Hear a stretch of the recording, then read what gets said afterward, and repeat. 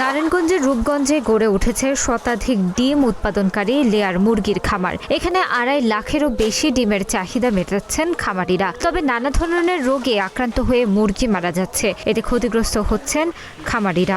উৎপাদন খরচ বেশি হওয়ায় লোকসানের মুখেও রয়েছেন তারা। তারপরও ডিমের চাহিদা মেটাতে হাল ছাড়েননি খামারিরা। সরকারিভাবে যেভাবে খামারিদের সহযোগিতা পাওয়ার কথা, সেভাবে তারা সহযোগিতা পাচ্ছেন না বলে অভিযোগ রয়েছে খামারিদের। রূপগঞ্জ উপজেলাটি 7টি ইউনিয়ন ও 2টি পৌরসভা নিয়ে গঠিত। এখানে সরকারিভাবে 33টি নিবন্ধিত সহ প্রায় শতাধিকের বেশি ডিম উৎপাদনকারী লেয়ার মুরগির খামার রয়েছে। এসব খামারে প্রায় 4 লাখেরও বেশি মুরগি লালন পালন করা হচ্ছে। আর এসব মুরগি থেকে 2 থেকে 2.5 লাখ ডিম প্রতিদিন উৎপাদিত হচ্ছে। এই খামারগুলোর কারণে এলাকায় কর্মসংস্থানের সুযোগ তৈরি হয়েছে। বর্তমানে খামারে 3 থেকে 4 হাজারেরও বেশি শ্রমিক নিয়মিত কাজ করছেন, যা তাদের জীবিকা নির্বাহে সহায়তা করছে। পাশাপাশি বাজারে ডিমের সরবরাহ বৃদ্ধি পাওয়ায় দামও তুলনামূলকভাবে স্থিতিশীল রয়েছে। কাউসার ভাই এখানে মনে করেন 4টা ফার্ম চালাইতেছে আর কি। মোটামুটি আমরা 50 জনের মতো কাজ করি। আমাদের ইনশাল্লাহ ফ্যামিলি সবাই ওনার এই কাজ করি আমরা চলতেছি আলহামদুলিল্লাহ ভালোই। তো ওনার খাবারের মধ্যে আপনার এই যে দাম, এই দাম হিসেবে ওনার একটু লস হইতেছে, লস হইলেও ওনার মানে চালাই যেতেছে আর কি। 4000 মুরগির থেকে আমাদের মুরগির প্রতিদিন খাবার লাগে 450 কেজি, প্রায় 9 বস্তা খাবার। কিন্তু আমাদের যে খাবারের দাম অনুযায়ী আমাদের ডিম বেচতে পারতেছি না। মিনিমাম 4 বছর যাবত আমি খাবার আনা নেওয়া করতাম।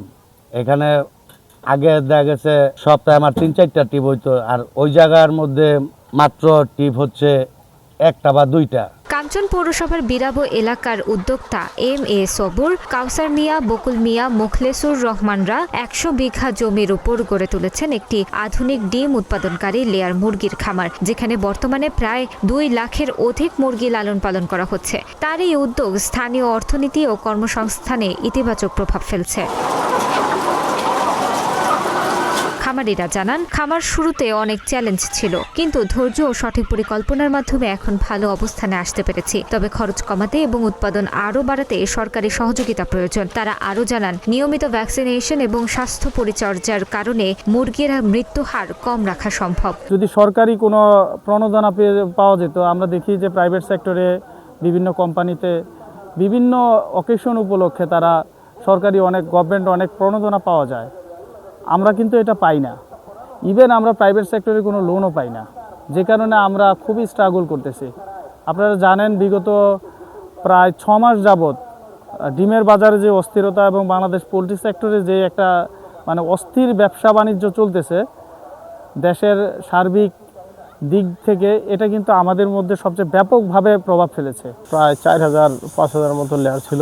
এখন অসুখ বিসুখের বেশি, প্রাদুর্ভাব বেশি। ডিসেম্বর 1 তারিখে আমার মুরগি নষ্ট হয়েছে।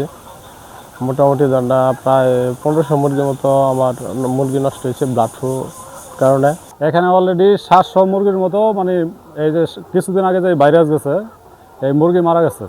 এই পুরো শেডটা যেটা দেখতেছেন আমার এখানে কিন্তু এদিক দিয়ে অনেক খালি হয়ে গেছে। খালি হওয়ার অর্থ হইলো যে আমরা তো এই মুরগির ডিমের দাম কম, মুরগির খাদ্যর দাম হলো বেশি। এই জন্য দেখা গেছে আমরা গুলে যেতে পারতেছি না। আস্তে আস্তে আমরা খামার ছাইরা দিতে ইচ্ছুক। খামারগুলোতে আধুনিক শেড, সক্রিয় খাদ্য সরবরাহ ব্যবস্থা এবং পরিচ্ছন্ন পরিবেশ নিশ্চিত করা হয়েছে। তবে এই সফলতার পেছনে রয়েছে উল্লেখযোগ্য ব্যয়। প্রতি মাসে খামার পরিচালনায় তাদের 3 কোটি টাকার বেশি খরচ হচ্ছে। এই ব্যয়ের মধ্যে রয়েছে মুরগির খাদ্য, শ্রমিকের বেতন, ঔষধ, বিদ্যুৎ এবং অন্যান্য রক্ষণাবেক্ষণ খরচ। তবে অতিরিক্ত ব্যয়ে খামারিদের লোকসান হচ্ছে। তারপরে বিভিন্ন রোগে আক্রান্ত হয়ে মুরগি মারা যাচ্ছে। আমাদের প্রান্তিক খামারিদেরকে আমরা উপজেলা প্রশাসনের সহযোগিতায় 2 ব্যাচ আমরা প্রায় 80 জন খামারিকে চিকিৎসা, টিকা এবং নানাভাবে সহায়তা করেছি এবং 2 ব্যাচ প্রশিক্ষণের ব্যবস্থা করেছি। আর আমাদের উপজেলা পরিষদের অন্যান্য দপ্তর, বিশেষ করে যুব উন্নয়ন সহ অন্যান্য দপ্তর যেই প্রশিক্ষণগুলো আয়োজন করে থাকে হাঁস মুরগি গবাদি পশু লালন পালন, সেখানে আমরা তাদেরকে প্রশিক্ষণার্থীদেরকে আমরা প্রশিক্ষণ দিয়ে থাকি। উপজেলা প্রাণী সম্পদ কর্মকর্তা সজল কুমার দাস জানান, আমরা সরকারিভাবে বাণিজ্যিক খামারগুলোতে প্রশিক্ষণ ও টেকনিক্যাল সেবা নিয়মিত দিয়ে আসছি। সরকারি নির্ধারিত মূল্যে নিয়মিত টিকাও দেওয়া হচ্ছে। উদ্যোক্তাদের মতে খাদ্যর দাম কমানো, নিয়মিত ভ্যাকসিন প্রদান, নানা ধরনের রোগে আক্রান্ত হলে সরকারিভাবে গুরুত্ব দিয়ে তদারকি করা, পর্যাপ্ত প্রশিক্ষণের ব্যবস্থা, খামারিদের উৎসাহ প্রদান, খামারগুলোতে সরকারিভাবে আর্থিক সহায়তা পেলে এই শিল্পটি আরও এগিয়ে নিয়ে যাওয়া সম্ভব বলে মনে করেন তারা।